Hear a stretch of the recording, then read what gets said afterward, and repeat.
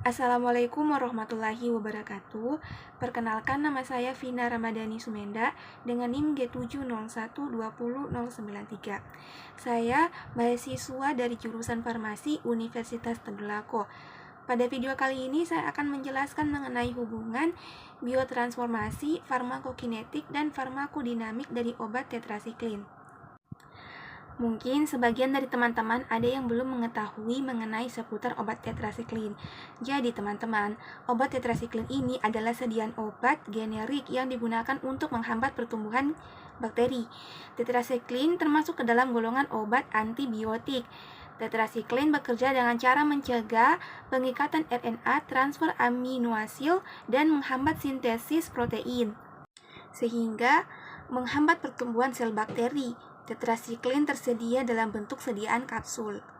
Kemudian selanjutnya itu mengenai struktur dari tetrasiklin. Untuk struktur dari tetrasiklin, teman-teman bisa lihat di sini di samping ada gambar dari struktur tetrasiklin. Struktur tetrasiklin terdiri atas 4 cincin yang bergabung dengan 2 ikatan konjungsi. Struktur ini memiliki berat molekul sekitar 144,44 dengan titik didih 170 sampai 173 derajat Celcius.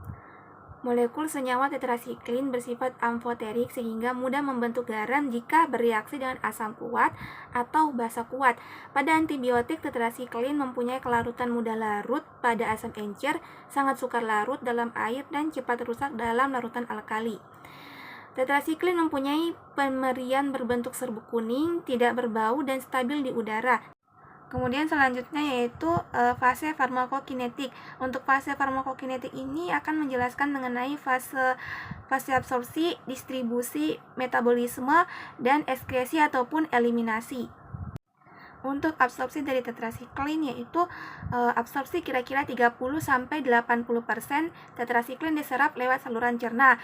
Absorpsi ini sebagian besar berlangsung di lambung dan usus halus di bagian atas.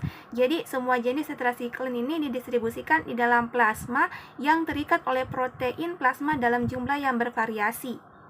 Masa paruh dari tetrasiklin, untuk masa paruhnya tidak berubah pada insufiansi ginjal, sehingga obat ini aman diberikan pada gagal ginjal. Obat golongan ini tidak dimetabolisme secara berarti di hati.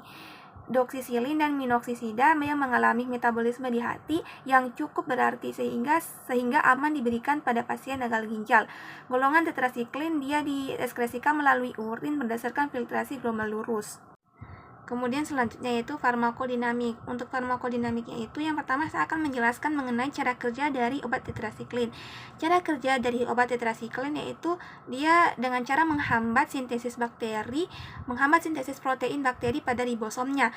Paling sedikit dia terjadi 2 proses dalam masuknya antibiotik ke dalam ribosom bakteri gram negatif. Untuk yang pertama yang disebut difusi pasif melalui kanal hidrofilik. Kedua ialah sistem transfer aktif.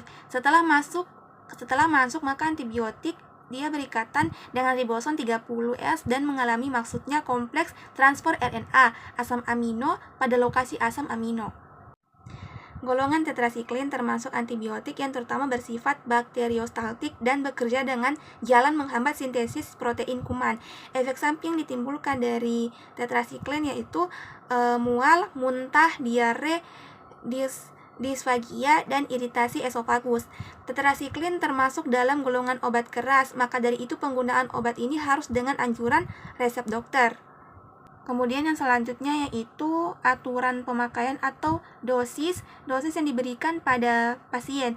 Untuk dosis dari obat tetrasiklin yaitu yang pertama untuk yang dewasa diberikan dosis 250 sampai 500 mg setiap 6 jam. Dosis dan lama perawatan bervariasi tergantung pada jenis infeksi.